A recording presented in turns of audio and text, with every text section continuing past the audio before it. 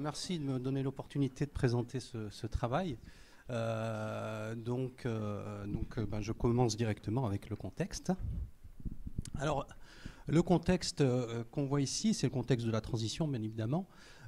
L'idée, c'est d'utiliser en fait l'excédent provenant des énergies renouvelables pour, par exemple, le stocker et le transporter dans des pipes, des transports pour le transport de gaz. Donc pourquoi en fait, je dirais, on a eu, du moins, pourquoi il y a cette solution qui est en vogue et qui est évidemment poussée par les producteurs et transporteurs de gaz, notamment, c'est parce qu'en fait, il y a un actif qui date de 80 ans, où on a en France près de 40 km de pipes, de gros pipes. Hein, c'est un peu comme des autoroutes.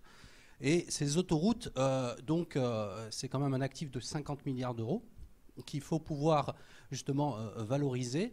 Et l'idée, c'est de pouvoir justement pallier les intermittences, je dirais, de production d'électricité, notamment via les énergies renouvelables, pour justement le stocker, le transporter via ces pipes et mélanger ça à du gaz.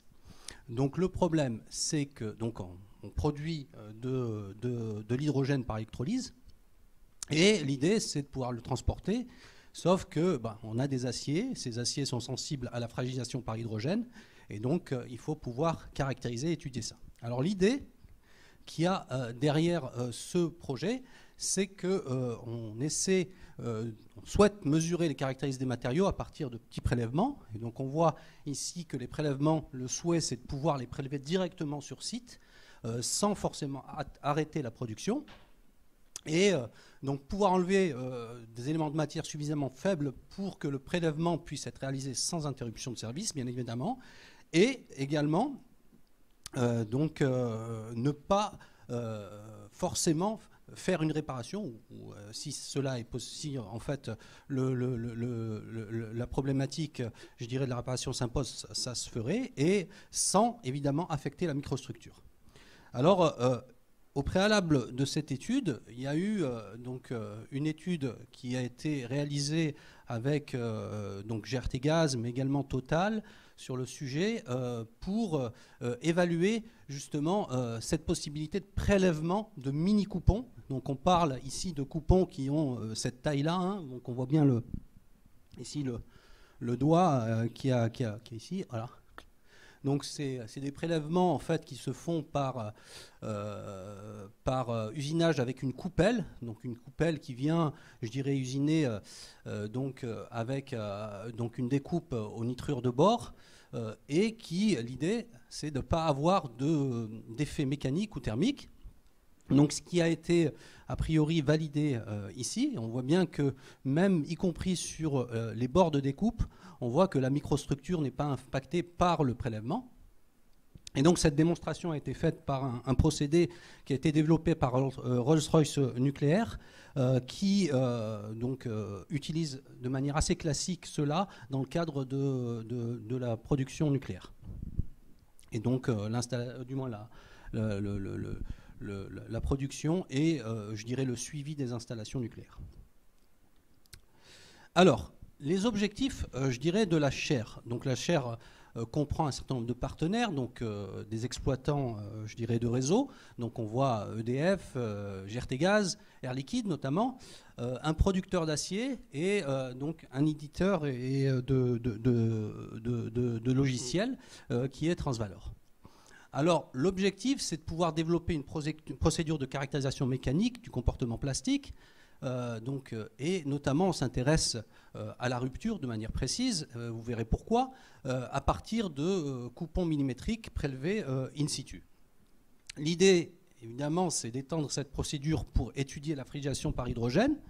Et donc, à la fin du projet, ce qu'on souhaiterait produire, ce sont des recommandations qui seraient susceptibles d'aller vers des normes pour qu'elle soit évidemment utilisée par donc les industriels. Évidemment, pour qu'elle soit utilisée par les industriels, il faut qu'elle soit normalisée. Et l'idée, c'est d'aller vers cela. On ne va pas forcément normaliser, produire une normalisation au terme de ce travail, mais l'idée, c'est de produire en fait un certain nombre de recommandations pour, je dirais, utiliser ces mini-éprouvettes. Alors, l'organisation de la chaire, donc il y a 2 titulaires de la chaire, donc Jacques Besson et moi-même. Donc on a fait au préalable une thèse justement pour la preuve de concept. Donc c'est la thèse de Shiraz qui vient d'être soutenue, Shiraz Belhaj, qui vient d'être soutenue en avril dernier. On a 4 thèses en cours, donc une qui a débuté l'année dernière, celle de Arthur Cristal avec EDF, qui s'intéresse aux hétérogénéités dans les structures nucléaires. Donc l'idée, c'est de pouvoir utiliser des mini-éprouvettes pour pouvoir les prélever dans des zones spécifiques pour pouvoir étudier toutes ces hétérogénéités. Donc on a également 3 thèses qui viennent de débuter cette année. Donc 2 thèses expérimentales, celle de Luciano Meirelles Santana, donc, qui est ici dans la salle, celle de Saïd Belkacemi. Donc Luciano travaille avec à la fois Mannesmann et Air Liquide pour donc élaborer la procédure et aller un peu plus loin dans ce qu'avait fait Shiraz, donc partir des concepts qui ont été fournis par le travail de Shiraz et essayer d'aller vers des recommandations. Saïd Belkacemi, lui, travaille avec Gertegaz, il s'intéresse aux problématiques de soudure. Donc l'intérêt des mini-éprouvettes, c'est de pouvoir prélever localement, et vous verrez, des éprouvettes pour étudier en fait la complexité qu'on peut avoir dans une soudure. Daniela Lopez-Pinto s'intéresse, elle, à l'aspect modélisation. Donc l'idée, c'est de pouvoir, je dirais, développer des modèles qui, comme vous le verrez, intègrent à la fois les effets, je dirais, d'échelle, mais également, en fait, le couplage, plasticité, endommagement, rupture, évidemment, et couplage avec l'hydrogène. On a un certain nombre, je dirais, de masters qui ont travaillé et qui travaillent actuellement sur le sujet. Donc on a déjà 3 masters qui ont soutenu l'année dernière. Et qui ont préparé justement le travail des thèses qui s'est fait cette année. Donc Stéphane Kemkang, Claude Coracalina et Roméo Cavège. On a actuellement David Degbe qui travaille sur, je dirais, les méthodologies de chargement hydrogène, donc j'en parlerai tout à l'heure. Souad Belkadi qui travaille sur de la modélisation, et Émeric Lenucht qui est là aujourd'hui, qui travaille sur justement la mesure sans contact qui est nécessaire pour, je dirais, ce type de problématique, comme vous le verrez par la suite. Donc voilà. Donc les applications définies par les partenaires, transport d'énergie, faible épaisseur de tube, soudure, hétérogénéité, mais on pourrait évidemment étoffer ces applications, notamment pour les matériaux rares, donc les matériaux à haute entreprise notamment qui sont très précieux, et donc il y a des applications qui sont possibles dans ce cadre-là. Alors, que mesurer et quels sont les défis? Alors, on s'intéresse aux propriétés mécaniques usuelles, donc données par exemple des éprouvettes de traction. Donc la résistance mécanique, mais également la ductilité sur des éprouvettes lisses ou entaillées. Et donc là, vous voyez ici une pièce de 1 centime avec une petite éprouvette. Donc, à titre d'info, j'ai ramené quelques éprouvettes. Donc, ça, c'est une éprouvette standard qu'on utilise, par exemple, pour la caractérisation mécanique d'une ténacité, une éprouvette dite SENT. Et je dois avoir ici une petite, là, c'est pas grave, c'est de l'acier, une petite éprouvette. Et donc, vous pouvez, je pense que je vais vous faire passer pour ceux qui veulent. Donc, vous verrez un peu le. Henri, si tu peux passer. Super. Merci. Voilà. Vous pouvez voir un peu la différence. Vous verrez que donc là, on est dans un rapport au minimum de 10 entre les deux. Alors, le travail va se focaliser évidemment sur des éprouvettes classiques, mais également sur des éprouvettes un peu plus compliquées, notamment la partie ténacité, Quand on a une fissure, eh ben, quand on diminue les échelles, on complexifie les choses et donc on a des effets qui apparaissent et qu'il faut essayer de comprendre. Évidemment, quand on a des petites éprouvettes, il y a un certain nombre de défis. C'est-à-dire, comme c'est petit, il faut pouvoir usiner des éprouvettes, il faut pouvoir avoir des dispositifs adaptés, il faut pouvoir définir des procédures justement en lien qui soient adaptées. Le challenge mini-éprouvette hydrogène est également un point important dans l'étude. Et le développement de modèles matériaux avancés est important également pour justement comprendre ces effets d'échelle et comprendre l'impact de l'hydrogène. Donc on se propose dans le cadre de cette thèse, de cette chaire, de travailler sur également de l'hydrogène gazeux. Vous savez que l'hydrogène gazeux est explosif. Et donc on a un dispositif justement qui a été acquis grâce à cette chaire et qui minimise le volume d'hydrogène pour essayer de sortir justement de ces problématiques, je dirais, d'environnement dangereux. En tous les cas, de minimiser les risques.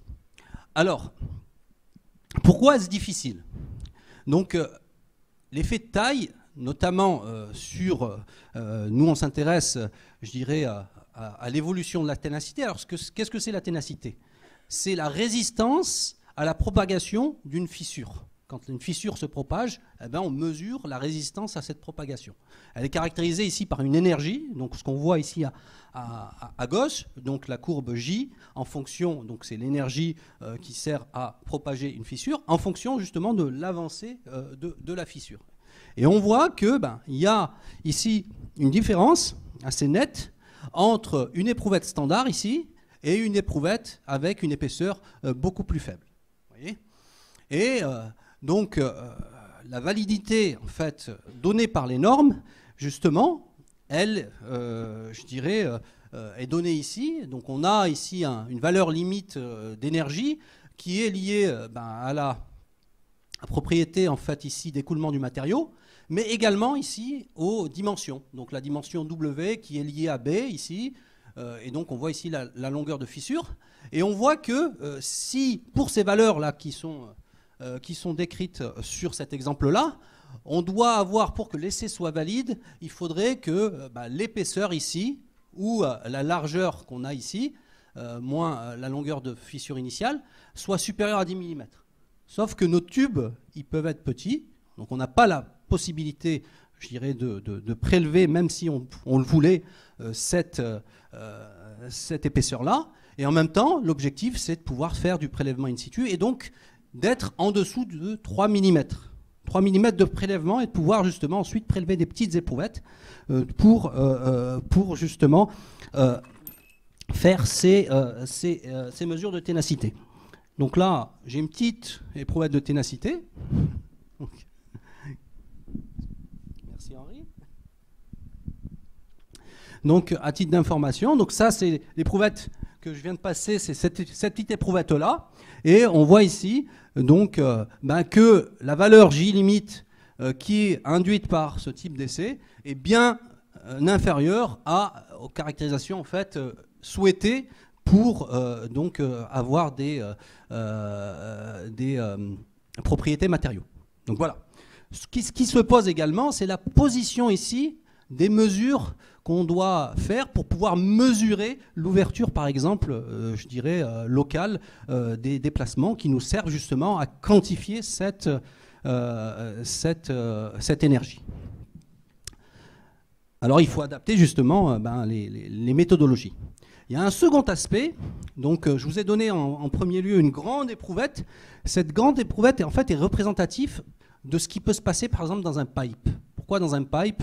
Dans un pipe, on a des effets de confinement, c'est-à-dire que en fait, quand on a un chargement biaxé lié à la pression d'un tube, par exemple, ce qui se passe, c'est qu'on est dans le cadre d'un comportement mécanique qui est en déformation plane, c'est-à-dire qu'on a en fait un comportement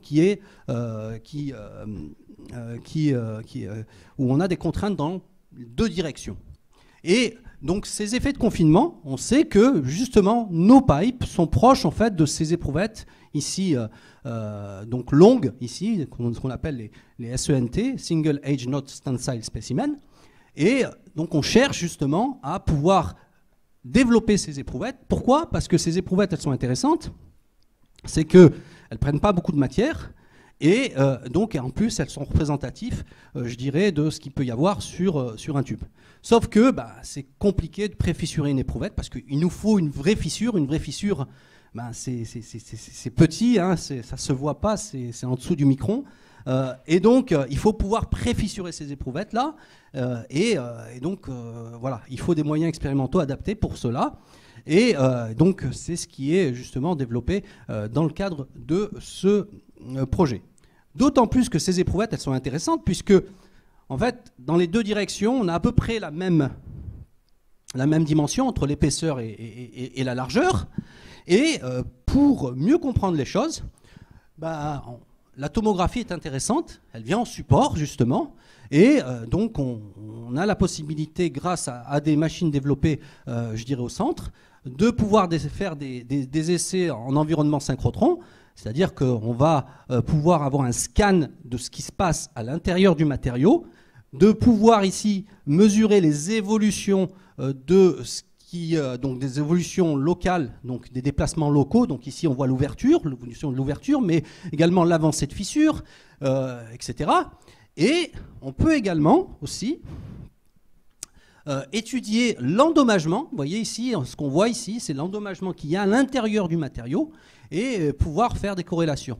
Donc là, ce qu'on voit ici, c'est donc une radiographie, donc vue de profil. Et ce qu'on tire, par exemple ici, on tire le CMOD, donc, qui est l'ouverture de la fissure. Et on peut décrire ici la force en fonction de l'ouverture. Mais comme on a accès aussi à la longueur de fissure, on peut mesurer cette longueur. Et donc, on voit que l'énergie qu'on mesure ici est directement mesurée en fonction de la longueur de fissure, ce qu'on ne peut pas faire, je dirais, de manière classique sur une éprouvette de laboratoire. Pourquoi? Parce qu'on est obligé de faire ça de manière interrompue ou en faisant en fait des méthodologies où on mesure la complaisance au fur et à mesure. Alors, les effets d'échelle sur des petites éprouvettes, qu'est-ce que ça a comme effet? Donc là, on voit des faciès de rupture. Alors ici, on voit un faciès macroscopique, donc une éprouvette, vous voyez, la dimension, là, c'est 200 microns, et là, c'est 100 microns. Donc là, on doit avoir une éprouvette avec 4 mm ici de large, peut-être. Et on voit ici un faciès de rupture ductile, donc c'est plein de cratères. Et ces cratères, ici, sur le bout, je dirais, sur le bord de l'éprouvette, on voit un cupcon, c'est-à-dire en fait donc, une rupture ici en biseau, qu'on ne voit pas en fait sur les éprouvettes, sur les mini-éprouvettes. Et donc il y a cet aspect-là justement qu'on souhaite étudier, et on voit que la ductilité des matériaux sur mini-éprouvettes est meilleure. Donc c'est un premier résultat, je dirais, de la thèse de Shiraz. Alors, on s'intéresse également aux soudures. Je voyais qu'ici, il y a 5 minutes, ok. Donc là, on voit une soudure, on a une macrographie de la soudure. On voit différentes zones. Donc une soudure, c'est assez complexe. C'est un matériau de base, c'est un matériau fondu ici, donc avec différentes zones. C'est une ZAT, c'est une zone affectée thermiquement. Donc on voit ici une cartographie EBSD qui nous donne, je dirais, une idée de ce que peuvent être, je dirais, la disposition des grains à l'intérieur du matériau, mais également l'orientation. Et on s'aperçoit que c'est complexe et qu'il faudrait justement avoir une caractérisation assez fine, je dirais, de ces différentes zones. Ce que nous permet justement ces mini-éprouvettes, les mini-éprouvettes que j'ai fait passer, elles permettent justement de venir prélever à l'intérieur du métal d'apport, à l'intérieur du métal de base, dans la zone ici affectée thermiquement, parallèlement par exemple à la ZAT, perpendiculairement à cette zone-là, etc. Et donc on a, je dirais, la possibilité de faire tout un tas de prélèvements. Et donc on a également la possibilité de mettre des éprouvettes donc les éprouvettes que je vous ai fait passer, de venir positionner la fissure et de pouvoir tirer à l'intérieur de la soudure et de pouvoir justement caractériser l'avancée d'une fissure donc dans les différentes zones. Et donc ça, c'est le travail de thèse actuellement de Saïd Belkacemi qui s'est basé sur le travail de Roméo. Alors, on a des équipements sous pression. Donc ici, on voit un équipement ici, donc, de pression gazeuse. Donc c'est un équipement qui est l'équivalent de ce qu'il peut y avoir chez GRT Gaz, donc sur la plateforme Phoenix qui vient de se créer. Sauf que là, le volume entre ici, le volume de gaz à l'intérieur de l'enceinte sous pression, il est 10 fois plus petit. D'accord ? Ce qui nous permet d'être en environnement non ATEX et on a, je dirais, moins de problématiques. On a développé une méthodologie spécifique justement pour faire ces essais-là en environnement sous pression avec, évidemment, en ligne de mire, l'effet de l'hydrogène. Donc l'effet de l'hydrogène, c'est derrière de la diffusion. Il faut aller à des vitesses très lentes. Et donc vous voyez que les vitesses qu'on souhaite atteindre sont de l'ordre de 0,3 microns par minute, pour pouvoir justement avoir un couplage entre la plasticité, l'hydrogène et la rupture. Donc voilà. Donc pour cela, on utilise une extensométrie spécifique. Donc on a un capteur spécifique qui permet le pilotage à l'extérieur du vérin. On a également une extensométrie sans contact en temps réel. Donc ici, on voit une caméra. Donc on a ici deux fenêtres en saphir pour avoir un rétroéclairage, par exemple. Également aussi avoir la possibilité de mettre un éclairage frontal. On voit ici le champ de vue d'une éprouvette mini que vous avez vue ici, sur 6 mm sur 4,7 par exemple, et on voit une éprouvette de traction avec, on voit toute la zone utile avec la partie qui sert de filetage ici, et on est capable ici de suivre par ambroscopie, je dirais, les contours, suivre des motifs, une communication temps réel également, et contrôler l'essai par la mesure locale. Et donc là, on voit différentes mesures, notamment la contraction radiale ici. Ça, c'est un extensomètre qui sert justement à faire ici. Et on pilote l'essai avec, je dirais, la vitesse de déformation, par exemple, d'un extensomètre ici local, et ce qui est une avancée majeure en tous les cas, et ça nous offre des perspectives super intéressantes pour nos études. Et on est capable justement d'avoir ces zones-là de propagation de fissures, puisque la fissure ici sur une éprouvette de traction commence à l'intérieur pour aller vers l'extérieur, on est capable de capter cela. Pour des éprouvettes, je dirais ici entaillées, des mini DCT, ok, j'ai plus de temps, vous me donnez une minute complémentaire. Donc on est capable également d'accéder au CTOD local, d'accord, donc à l'ouverture de la fissure, dans la ligne de charge et également à l'angle ici d'ouverture de la fissure locale. Alors, donc voilà, je ne vais pas rentrer dans les différents détails, mais là on voit ici les effets escomptés. Donc on va étudier l'hydrogène en différents environnements, gazeux ici, électrolytiques, et également ici sur des éprouvettes classiques qui sont utilisées dans le cadre de ce que font les industriels. Et là, il y a une revisite de certains essais qui sont utilisés avec un redimensionnement, comme on peut le voir ici. Et ce redimensionnement permet justement d'avoir la localisation de la rupture au bon endroit, c'est-à-dire au centre ici, pour justement comparer ce qui est comparable. Voilà.